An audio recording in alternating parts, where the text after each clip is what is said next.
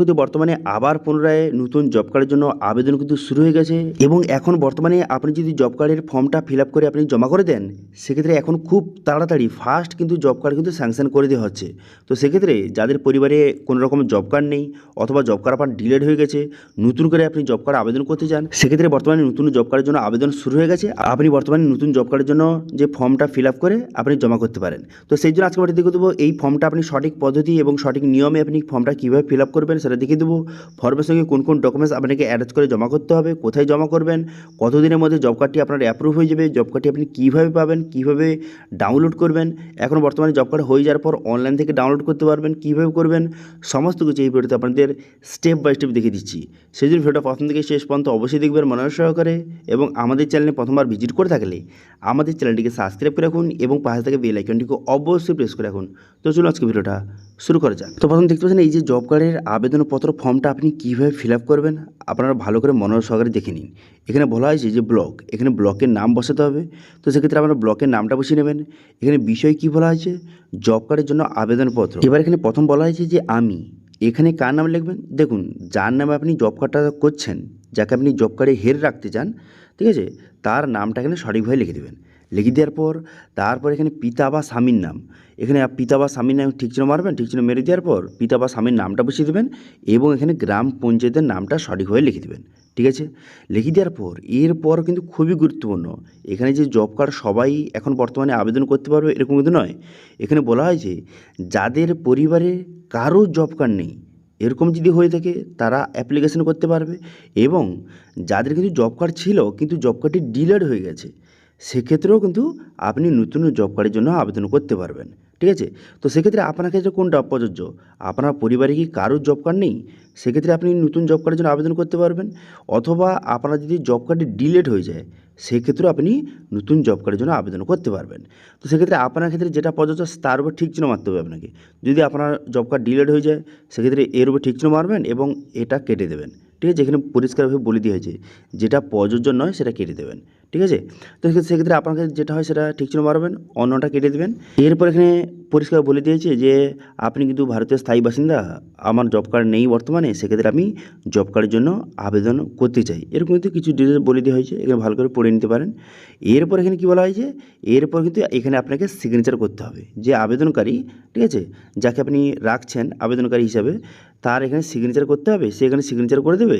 Signature করে দেওয়ার পর তারপরে তার পুরো নাম, তার পুরো নামটা কিন্তু বসিয়ে দিতে হবে। এখানে কিন্তু সিগনেচার করবে, সিগনেচার করে নেওয়ার পর তারপরে তার পুরো নামটা এখানে সঠিক বসিয়ে নেবেন এবং তার মোবাইল নাম্বার, এখানে তার মোবাইল নাম্বারটা সঠিকভাবে কিন্তু বসিয়ে নিতে হবে। ঠিক আছে, তো সেক্ষেত্রে তার পুরো নামটা লিখে দেবেন, লিখে দেওয়ার পর মোবাইল নাম্বারটা এখানে সঠিকভাবে লিখে দেবেন। কোন মোবাইল নাম্বার, যেটা আধার কার্ডের সঙ্গে লিঙ্ক রয়েছে সেই মোবাইল নাম্বারটা দিলে ভালো।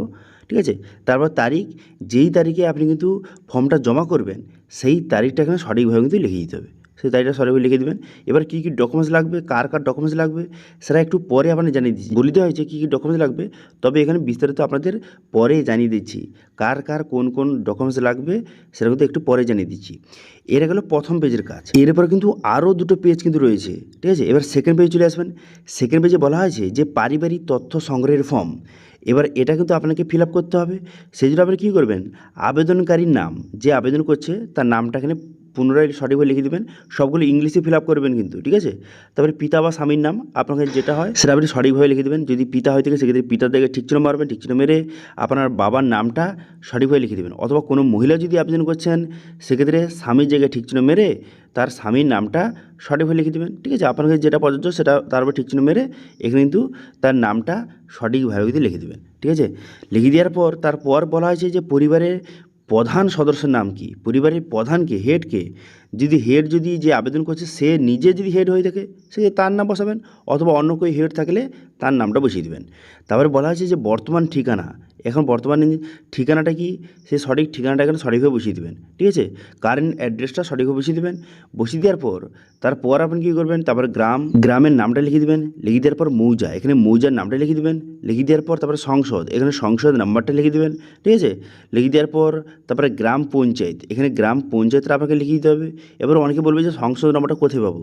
দেখুন সংশোধন নাম্বারটা হচ্ছে আপনার এলাকায় যে মেম্বার রয়েছে তার কাছে পেয়ে যাবেন সংশোধন নাম্বারটা, সেই নাম্বারটা বসিয়ে দেবেন। তারপরে গ্রাম পঞ্চায়েত, তারপরে ব্লক, তারপরে জেলার নাম, তারপরে পিনকোডটা সঠিকভাবে বসিয়ে দেবেন। ঠিক আছে, বসিয়ে দেওয়ার পর তারপর আপনি কী করবেন, তারপর বলা হয়েছে যে পরিবারের সদস্যদের তথ্য কিন্তু আপনাকে বসাতে হবে। অর্থাৎ পরিবারে যতজন সদস্য রয়েছে যাদের কিন্তু 18+ বয়স, ঠিক আছে, তাদের কিন্তু ডিটেলস আপনাকে বসাতে হবে। সেই জন্য আপনি কী করবেন, এখানে পরিবারের তথ্য সদস্যের নাম এখানে কী করবেন, প্রথম কার নাম রাখবেন, যে আবেদন করছে, কিন্তু যে যার নামে আবেদন করছেন তার ডিটেলস কিন্তু প্রথম রাখবেন। সেক্ষেত্রে তার নাম বসিয়ে দিবেন, বসিয়ে দেওয়ার পর তার জন্ম তারিখ বসিয়ে দিবেন, তার জেন্ডারটা এখান থেকে সিলেক্ট করবেন। তারপরে এখানে এসসি ওবিসি যেই ক্যাটাগরি হয়ে থাকবে সেটা লিখবেন। তারপরে ভোটার কার্ড নাম্বার লিখবেন, তারপরে আধার কার্ড নাম্বার লিখবেন, তারপরে আধার কার্ডের সঙ্গে কোন মোবাইল নাম্বার লিঙ্ক রয়েছে সেই মোবাইল নাম্বারটা লিখে দেবেন। লিখে দেওয়ার পর ব্যাংকের তথ্য, যেমন কিন্তু ব্যাংকের নাম অথবা শাখার নাম অথবা আইএফসি কোড এবং অ্যাকাউন্ট নাম্বারটা এখানে সঠিকভাবে লিখে দেবেন। এখানে একটু পেজের বাইরে গেলেও কোনো সমস্যা নেই, ঘরের বাইরে গেলে কোনো সমস্যা নেই। ঠিক আছে, এরপরে তার যদি কোনো স্ত্রী থাকে অথবা কোনো মহিলা যদি আবেদন করছে সেক্ষেত্রে তার স্বামীর ডিটেলস বসাবেন। তারপরে তার কোনো ছেলে যদি থেকে থাকে 18+, এইসব ডিটেলস কিন্তু একে একে সঠিকভাবে বসিয়ে নেবেন। 18+ যাদের বয়স তাদের ডিটেলসগুলি একে একে বসিয়ে নেবেন। ঠিক আছে, বসিয়ে নেওয়ার পর এখানে কিন্তু পরিষ্কারভাবে বলে দিয়েছি যদি কোনো তথ্য আপনি ভুলভাল বসান সেক্ষেত্রে কিন্তু আপনার বিরুদ্ধে আইনি পদক্ষেপও নেওয়া হতে পারে, এখানে বলে দিয়েছে। সেই জন্য সঠিকভাবে আপনি ডিটেলসগুলি বসাবেন। আচ্ছা, এবার বলা হয়েছে যে আবেদনকারীর স্বাক্ষর, যে আবেদন করছে তার স্বাক্ষর এখানেও করতে হবে এবং তার পুরো নাম, এখানে পুরো নামটা এখানে সঠিকভাবে লিখে দেবেন। ঠিক আছে, লিখে দেওয়ার পর ব্যাস আর আপনার কোনো কিছু করতে হবে না এই ফর্মে। এগুলো কিন্তু অফিস ফিল আপ করবে, অফিস কিন্তু এখানে আপনার নাম লিখবে এবং অফিস কিন্তু এখানে যে স্ট্যাম্প কিন্তু মারবে। ঠিক আছে, এরপরে চলে আসবেন 3 নম্বর পেজে। টোটাল 3টি পেজ, সেই জন্য এই 2 নম্বর পেজ হয়ে গেল কমপ্লিট। এবার চলে আসবেন 3 নম্বর পেজে। 3 নম্বর পেজে দেখতে পাচ্ছেন যে আধার কনসার্ন ফর্ম, এটা কিন্তু আধার কনসার্ন ফর্ম। সেক্ষেত্রে আপনার নাম এখানে লিখে দেবেন। লিখে দেওয়ার পর যদি জব কার্ড নাম্বার আপনার থেকে কাছে সেক্ষেত্রে জব কার্ড নাম্বার লিখবেন, যদি না থেকে সেক্ষেত্রে লেখার দরকার নেই। তারপরে এখানে আধার নাম্বার, আপনার আধার কার্ডের নাম্বারটা সঠিকভাবে লিখে দেবেন। যে আবেদন করছে তার আধার কার্ড নাম্বার বসিয়ে দেবেন। বসিয়ে দেওয়ার পর তারপর আপনি কী করবেন, তারপর এখানে সিগনেচার, এখানে সিগনেচার যে আবেদনকারী তার সিগনেচার করবে সেখানে। করে দেওয়ার পর তার নাম, এখানে পুরো নামটা লিখে দেবে। লিখে দেওয়ার পর তারপর ডেট, যেই তারিখে জমা দেবেন ফর্মটা সেই ডেটটা কিন্তু লিখতে হবে। ঠিক আছে, এবার বলে রাখি এবার বাংলায় রয়েছে এটা, এবার আপনি ইংলিশ বাংলা যে কোনো একটা ফিল আপ করবেন।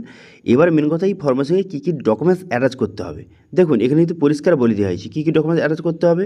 প্রথমত ভোটার কার্ড, ভোটার কার্ড সবার কিন্তু যতজন সদস্য আপনি অ্যাড করলেন সবার ভোটার কার্ডের জেরক্স, সবার আধার কার্ডের জেরক্স, এরপর ব্যাঙ্ক অ্যাকাউন্টের জেরক্স, কার যে হেড কিন্তু যাকে যে আবেদন করছে তার ব্যাঙ্ক অ্যাকাউন্টের জেরক্স এবং জাতিগত শংসাপত্র অর্থাৎ এসসি ওবিসি সার্টিফিকেট সবার কিন্তু লাগবে যদি থেকে থাকে। এবার যে যার ডকুমেন্টসের নিচে সে তার সিগনেচার করবে। ঠিক আছে, যার যার ডকুমেন্টসের নিচে সে নিজে কিন্তু সিগনেচার করে এই ফর্মের সঙ্গে অ্যাটাচ করবেন। সেক্ষেত্রে এর সঙ্গে অ্যাটাচ করবেন করে কিন্তু বর্তমানে ব্লক অফিস অথবা পঞ্চায়েত অফিসে কিন্তু জমা নিচ্ছে। ঠিক আছে, এখন বর্তমানে পঞ্চায়েত অফিসে কিন্তু পুনরায় জমা নেওয়া শুরু হয়েছে।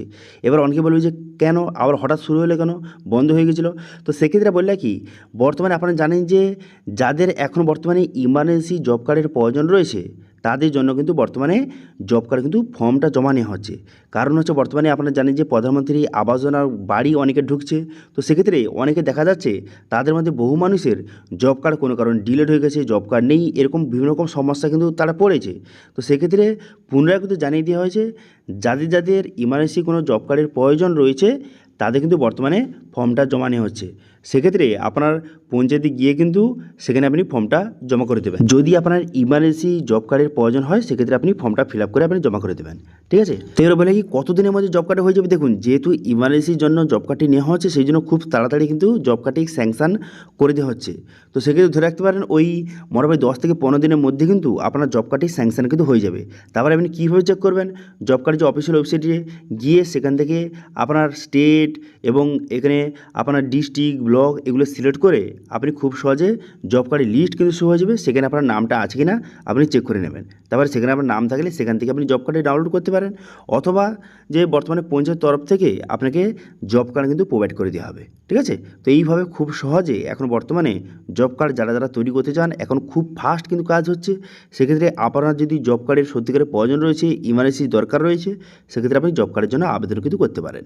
ঠিক আছে, তো এটি ছিল আজকে আপডেট। ভিডিও ভালো লাগলে ভিডিওকে লাইক করবেন এবং ভিডিও কিন্তু বন্ধুর সঙ্গে শেয়ার করে দেবেন এবং আমাদের চ্যানেলে প্রথমবার ভিজিট করে থাকলে আমাদের চ্যানেলটিকে সাবস্ক্রাইব করে রাখুন এবং